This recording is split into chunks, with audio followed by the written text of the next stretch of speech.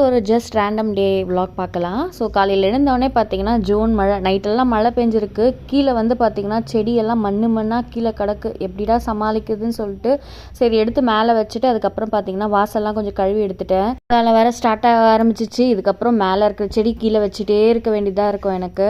ஏன்னா வந்து ஒரு வாட்டி கீழே வச்சுட்டேன்னா நடக்க முடியாது. அந்த அளவுக்கு கொஞ்சம் ஸ்பேஸ் வந்து ஆக்குப்பை பண்ணிக்குது அந்த செடிங்கனால.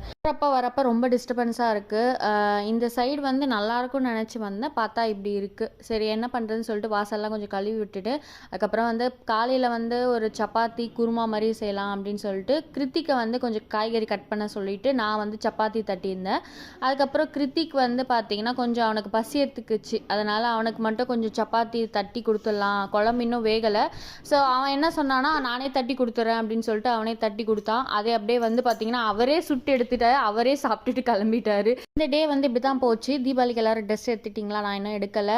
ஆக்சுவலாக வந்து ஊருக்கும் இந்த வாட்டி போக முடியாது. ஸோ அதனால் வந்து தீபாவளி சென்னையில் தான் கொண்டாட போகிறேன்.